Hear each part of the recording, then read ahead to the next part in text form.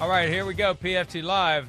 The usual Friday draft now on a Thursday because I am fairly confident that tomorrow morning at 8:44 a.m. Eastern, I will be asleep, and I think Chris will be too. So we're doing the Show Me Something draft. Now, Chris, you have a trivia question for me to determine the first pick in the draft. All right, here we go. Entering this season, the Browns and the Bucks had the two longest active playoff droughts in the NFL. If the Browns clinch this weekend, what team will now have the longest active playoff drought? Ooh. Wow. I'm thinking of teams, and it's like, no, they were there. And I think of another team, it's like, no, they were there. Holy crap.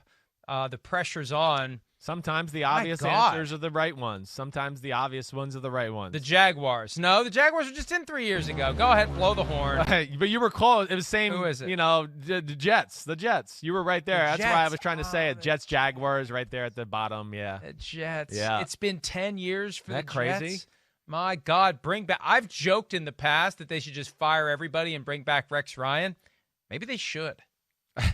I don't know. Maybe I don't know. Maybe they should. I don't know what they I need could to do say a lot it of would things. be an ultimate. I mean, you're a Yankees fan. Wouldn't it be a great New York thing? Bring back Billy Martin. Bring back Rex Ryan. Well, Woody yeah, Johnson comes but Billy back from Martin his won stint World in the Series UK. and things were good. It didn't, Rex Ryan, it was good for 2 years, and then it was, okay. I mean, Rex Ryan got him as far as anybody has in 50 years. I know. Twice. It's that ship has sailed. Okay, I mean, that's Right. gone. I hope it's Rex Ryan. Bring back Rex. All right, you got the first pick.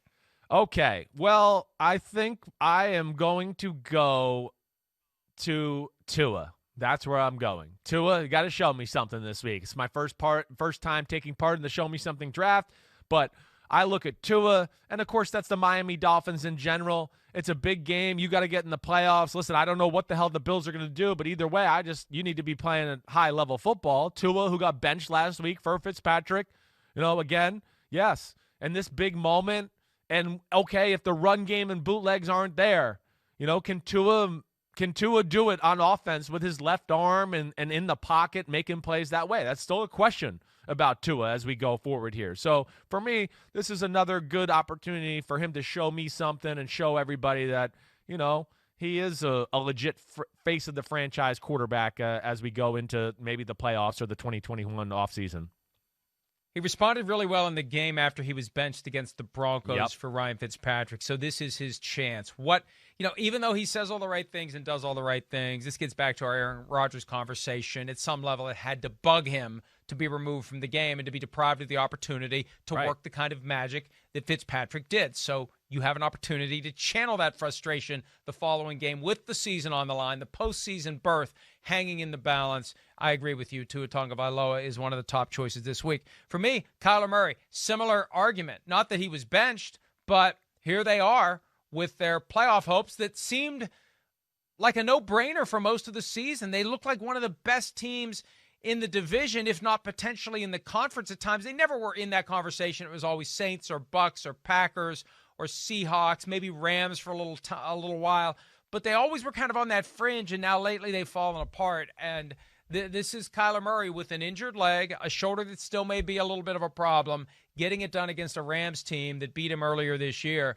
If Kyler Murray truly is ready to be the next great thing in the NFL, you got to get to the playoffs in your second season, and you have to win a game in Week 17 where it's win and in. And it's not going to be easy, but that's what's going to make it all the more memorable if it happens, and that's why the pressure, I think, Chris, is on him to deliver. I agree. I mean, I think the aura or the shine of Kyler Murray has definitely dulled over the last 5 or 6 weeks to where, again, 5 or 6 weeks ago, I had to do my top 10 quarterbacks in football, and I made him number 4.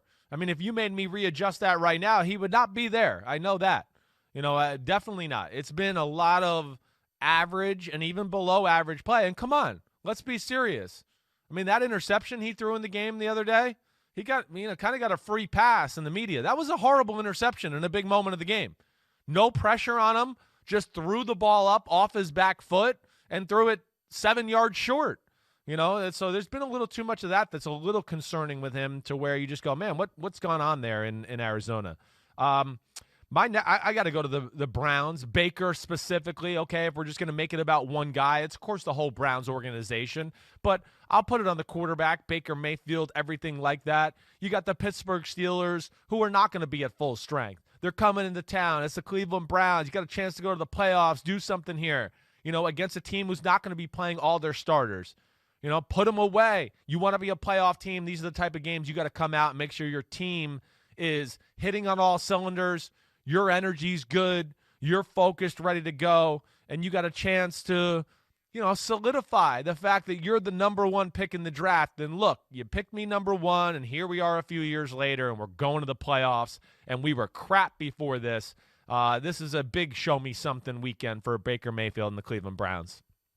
Yeah, if they can't beat Mason Rudolph, they have no business being in the playoffs. And if they miss the playoffs after that percentage, that first time we had Kornacki percentages and they were in the mid-90s, right? I thought, man, the only thing worse than being as bad as they've been the past few years would be missing the playoffs when you're this close to it. And if they can't beat Mason Rudolph, they don't belong in the postseason. Next one for me, a team that we just presumed would make it to the playoffs, and they may end up blowing it, Phillip Rivers.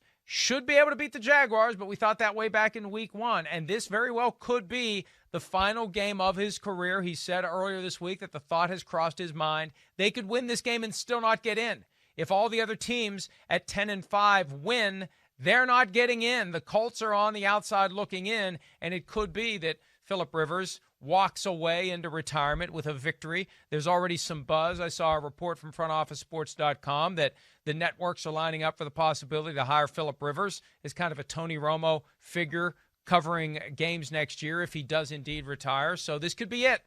And this is your chance. And you can't lose to the Jaguars. You can't let the Jaguars' 2 wins of the year be week 1 against the Colts and week 17 against the Colts with the playoff berth hanging on it. And again, this may be the last time we see Phillip Rivers win or lose. So show us something, Phillip. It may be your last chance to ever do so. Yeah, that's right. And listen, in full transparency, I'm rooting for them. I really am.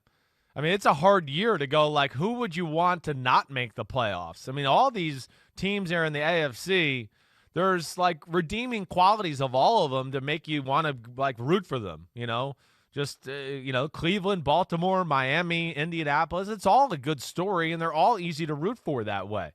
And I don't know. I guess in my heart of hearts, there is a part of me that wants to see Phillip Rivers get in. I just feel bad because I don't know who you cancel out of that. And what's crazy still, too, really, is, hey, they can win this weekend. Desean Watson pulls off some magic. They can win the division and be hosting a playoff game, too. That's what's crazy.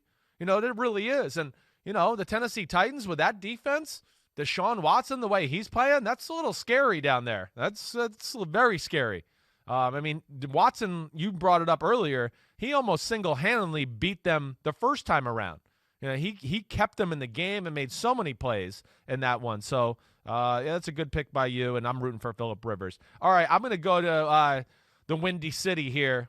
It's been a whirlwind of a year in the Windy City. Let me just tell you, it's been a whirlwind. It's been everywhere, okay? But this is where I want to go, to Khalil Mack and Akeem Hicks.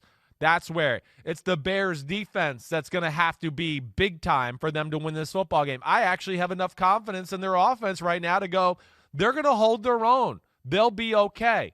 But Bears defense has been, leaking oil lately. They've been leaking it. And if they think they're not going to win the game, they're going to let Aaron Rodgers score 35, 38, 40 points. No way. That's not going to happen. They got to step up and be big time. And the Packers offense so balanced right now, but I think Hicks, Khalil Mack, it starts with them. They got to make a play or two to give their team a little advantage during this game if they want any chance to win it. The leaking oil line reminds me of another TV analyst, one of your good friends. You know who says leaking oil all the time, or at least used to when I used to actually watch more of it? Well, no. You know who it is? No, who? It's your guy Steve Young, Mr. Laissez-faire. He'd say leaking oil. He'd also say Moxie a lot. Ooh. Leaking oil and Moxie were two of his big ones. Yeah, I don't even know if I don't watch a whole lot of the pregame shows anymore. I focus on the games.